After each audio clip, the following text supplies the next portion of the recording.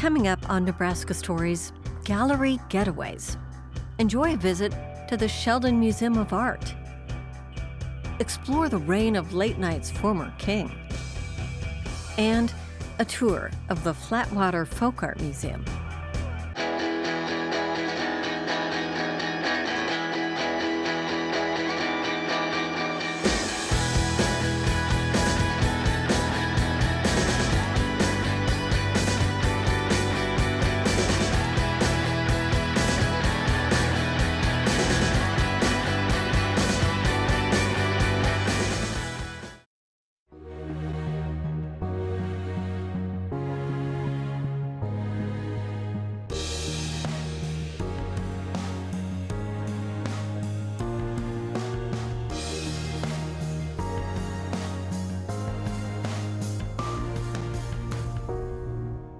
To visit the Sheldon Museum of Art is a chance to commune with the famous and works with great histories, up-and-coming new talents, and pieces fresh off the easel.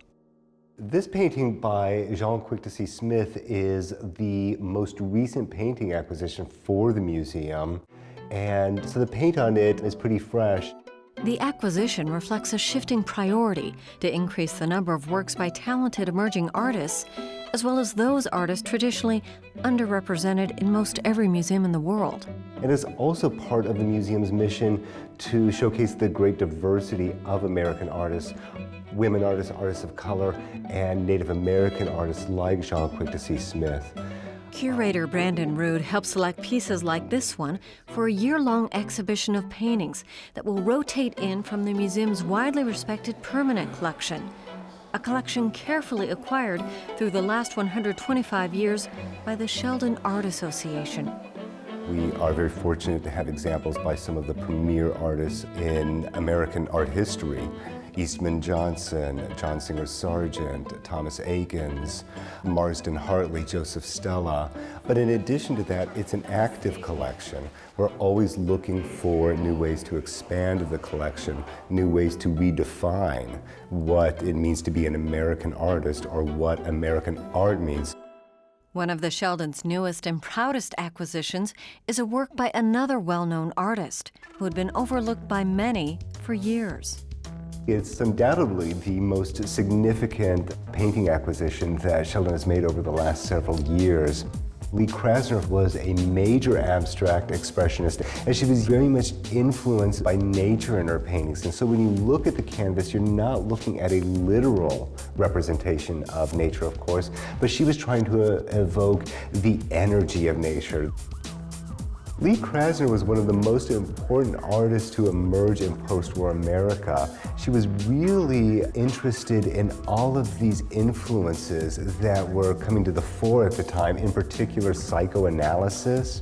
And she was using abstraction to capture her unconscious. And this was the inspiration of many artists working at the time, in particular her husband, Jackson Pollock. But I think her relationship with him also underscores many of the histories of women artists still working in the 20th century. He's considered the great cowboy of abstract expressionism, and yet she was the one who was perhaps more educated, better understood modern painting, but her career still took a backseat to his, and it was only after his death was she really emerging on her own terms as an artist. And then over the past few decades, as a recognizable force in her own right, as a great painter. One of the most iconic and beloved paintings in the Sheldon collection is Edward Hopper's Room in New York. It is probably one of the top 5 most recognized paintings in the country, and it's as if you're walking down a New York City street and stop for a moment in front of these people's windows. You're capturing a secret, clandestine view into their lives, and because of that, you can create your own narrative, and I think that's what many people do, and why they come to this painting over and over again. Painting has such a great tactile quality to it, and seeing a painting for the first time in person, you have such a visceral reaction. People may have seen them in a book, whether on an iPhone or iPad on the computer, but seeing it for the first time, experiencing it, there's nothing that can quite replace that feeling. You think you know a painting, you think you know Edward Hopper's Room in New York because you've seen it reproduced in multiple different media. But seeing it for the first time, noticing that he had originally put a large bowl in the center of the table to further separate the couple that's in the painting, but then he removed it. You achieve these additional layers of understanding that are just quite brilliant and again can't quite be captured just looking at the reproduction online in a book, and that's why we always encourage people, come to the Sheldon, see it in person. Sheldon Museum of Art director Daniel Veneciano spends a great deal of time evaluating potential new acquisitions on his computer. But even for him, there's no substitute for seeing a work in person. This painting is by Patsy Valdez, who was part of an important Chicano sort of activist artist collective in Los Angeles in the 1970s. This painting was done much later, but I went to visit Patsy's studio with the intention of buying a different painting. And when she pulled out this particular canvas, I was so captivated by it that I changed my mind. That's part of the importance of seeing real works of art live and in person than just simply online. And what's remarkable about this is that it combines numerous styles. It's truly surrealist. You can see kind of Salvador Dali drips. You get a sense of Vincent van Gogh's swirl. The painting comes alive. It's titled The Crying Tree. One of the things I love about this painting is that it makes room for the viewer's emotional space. And I think that's what good art can do, is make room for our feelings. While the museum may be well known for its painting collection, it represents just a third of the Sheldon's 12,000 works, which also include a variety of other media, including a highly regarded sculpture collection. This work is by Richard Hunt, a preeminent American artist based in Chicago. The piece is called From an Open Center. One of the things I love about this piece is that it's made from industrial materials. He often works in steel, this is bronze, and uses industrial techniques, welding. But with that, he produces something that's absolutely lyrical and poetic, so far from its industrial origins. What he's able to do to create these gestures is stunning, really. And if the artwork is not quite enough for you, look no further than the building itself, considered to be a work of art in its own right. This year we're celebrating the 50th anniversary of this remarkable building, designed by Philip Johnson in 1963. We put together what we call the Naked Museum exhibition, and it's designed to do exactly that, which is to call attention to the beauty of the building itself. The Sheldon took down the artwork and put the walls on display. In the Great Hall, you'll see Roman and Greek-style columns reminiscent of a Roman temple, for example. You'll find those gold-leaf discs on the ceiling, which were inspired by Islamic mosques. You'll see corners and vaulted ceilings that were inspired by Gothic cathedrals in Europe. The Sheldon is no longer naked. Instead, she's dressed to the nines with some new pieces and classic favorites to wear on her walls.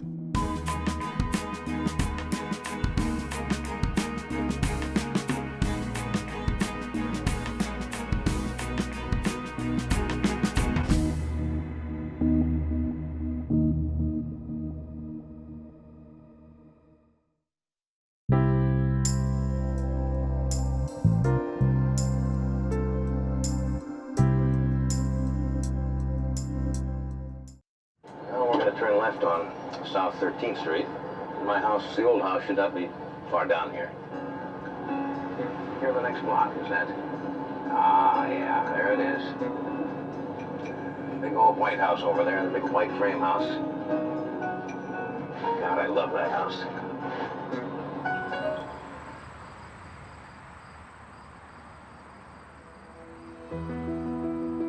In 1933, when he was 8 years old, Johnny Carson moved with his parents from a small rural town in southwestern Iowa to this unassuming 1,500 square foot home in northeast Nebraska. The community of Norfolk would prove to be an ideal incubator for a boy whose talent as an entertaining magician would one day rise to national prominence and be anointed the king of late-night television.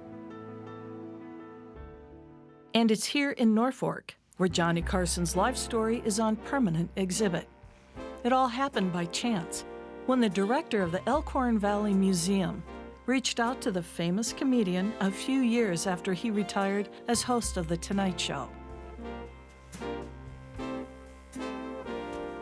She just expected maybe one or two things or none at all. And then, after it was maybe 3 months, so then there comes the thought of, well, it's not going to happen. And then the phone rang. He called and said that he would love to visit the museum and he would gladly bring us handfuls of artifacts from some of his Burbank offices. And so he ended up visiting in 2001 and brought with him the first major donation of artifacts from the exhibit.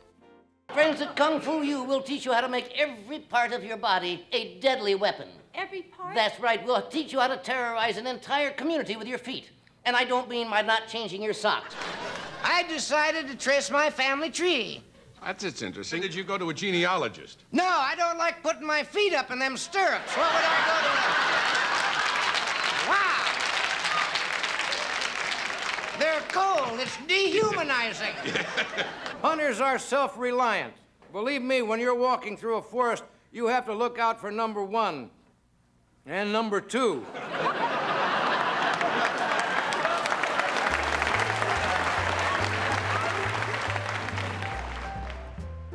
So we received some of the mugs that they would have used on set. We also received his high school yearbook, some of his items from his time at UNL. We also received his Rolodex from his Burbank office as well, and then just a handful of smaller items. And I guess the biggest part of that would have been his 6 Emmys, some of his more notable awards as well. Johnny Carson. One of America's greatest television personalities, Johnny Carson left the Nebraska plains to preside over late-night TV for almost 30 years. With a quick wit and a sure golf swing, Johnny's good-natured humor kept the pulse of the nation and assured us that even in the most difficult times, it was still okay to laugh. The United States honors Johnny Carson, who personifies the heart and humor of America.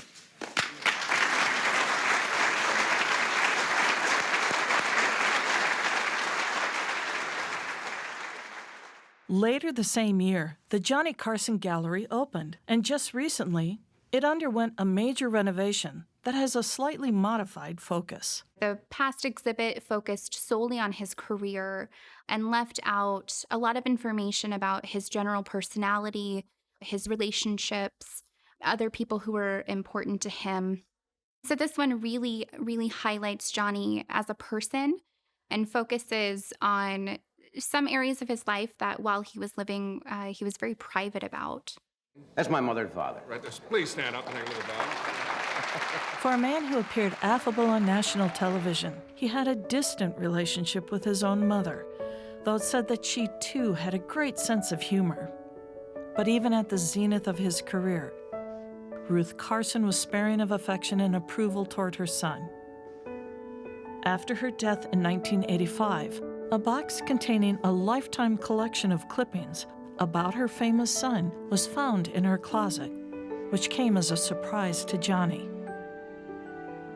It took a lot for people to be welcomed into his closer circle, and even then, he was very quick to let people go if he felt that they had wronged him, even in the smallest of ways. That close circle of Johnny were able to see things differently, and so we have shared some of that information here.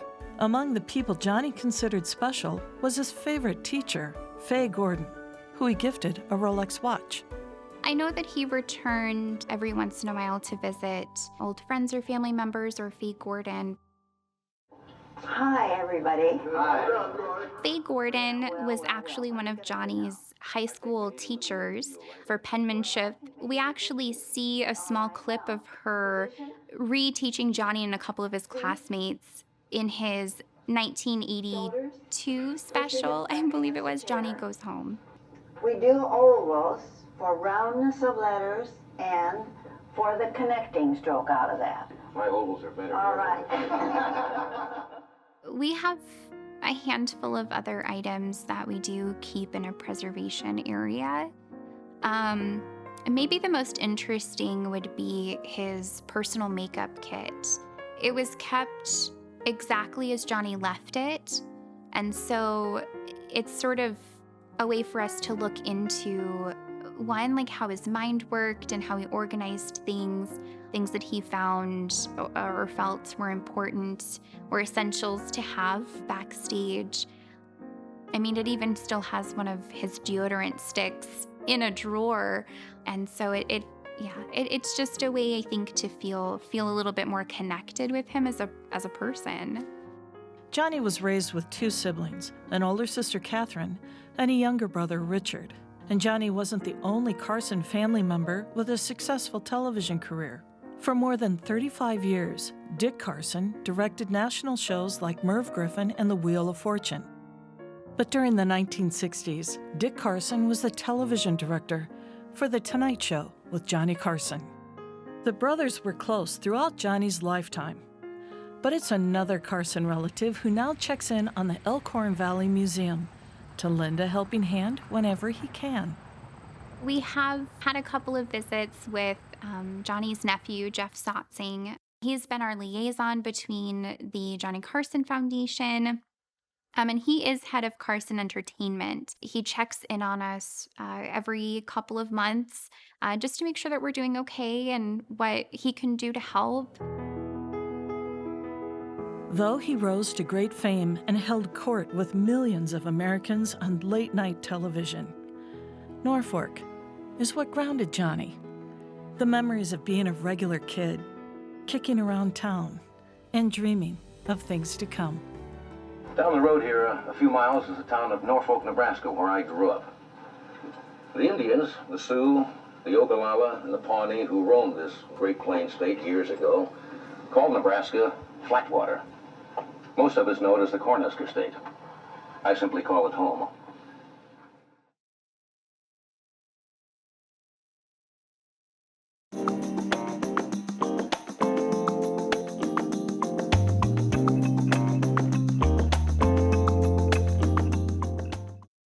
I have never thought about buying Elvis on velvet, but I was in a Goodwill shop and saw one of those. I thought, you know, then I'm in another town, 10 states away, and I find another one, and it looks like the same palette and possibly the same artist, years apart, and the two just made a pair. So it's also about low art, bad taste and good taste, and I do that on purpose. George Newbert is an expert on low art, high art, good taste, bad taste. And he's arranged highlights from his collection into one small space he calls the Flatwater Folk Art Museum in Brownville, Nebraska. And darling, do I ever cross your mind?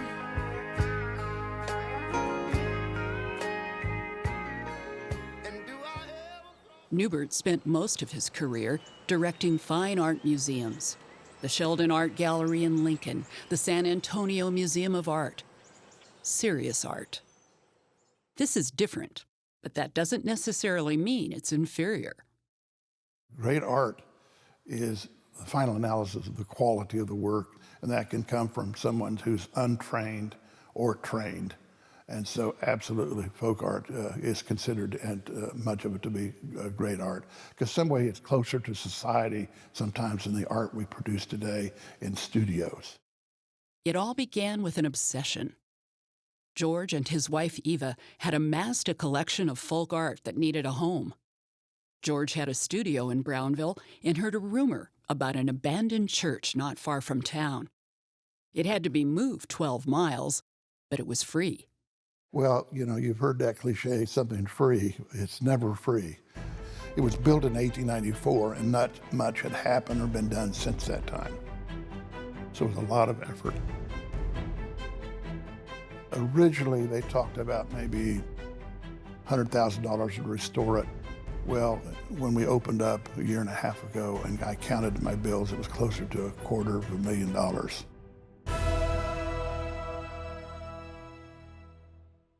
My ego wouldn't allow me to say I made a mistake.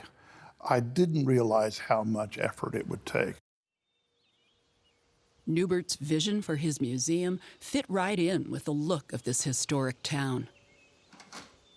Brownville was one of the earliest American villages on the Missouri River, a boom town that quickly became a ghost town when the railroad left. But today, Brownville, Nebraska, population 125, is in the midst of a renaissance. And that includes a new appreciation for the unique qualities of folk art. Upstairs is one experience. Downstairs is another. This isn't your typical church basement.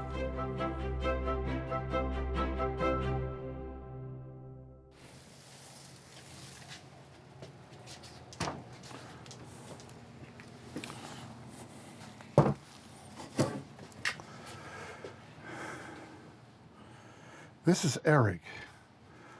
My son-in-law was coaching football in Kalamazoo, and they had a workshop for mentally limited young people.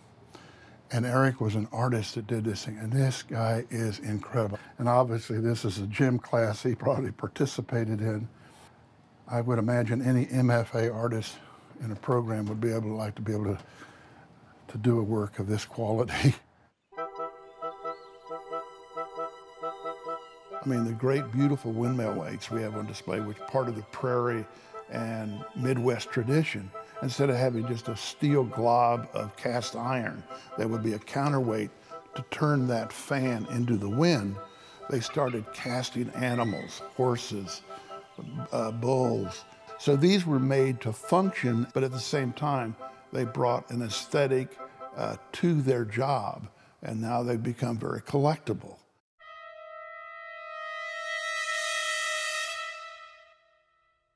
But there is a piece of non-functional fine art on display here, right outside the museum, by internationally renowned sculptor Mark DeSuvero. It's eye-catching, but anyone who knows DeSuvero's work will see that something isn't quite right.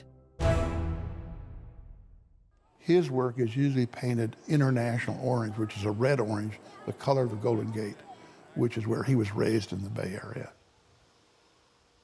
And I said, Mark, you know, these people around here don't necessarily like modern contemporary art. Could I change the color a little bit? I said, there is a tractor, Massey Ferguson orange. It's a little more yellow, but I'd like to paint it Massey Ferguson orange so when these farmers see this sculpture, they will feel warm and fuzzy and bring back reminiscence of them on the farm and won't be hostile towards, quote, contemporary art. He says, go ahead. We had it painted Massey Ferguson orange. So it's probably the only DeSuvero with a little bit of different color change. As viewers, it is the most important way in which we grow as individuals, to walk to an object and encounter that and say, I like this, I don't like that. That's about choice. And when we learn to make choices in the world, that's what makes us effective. And that's part of the experience of coming through here.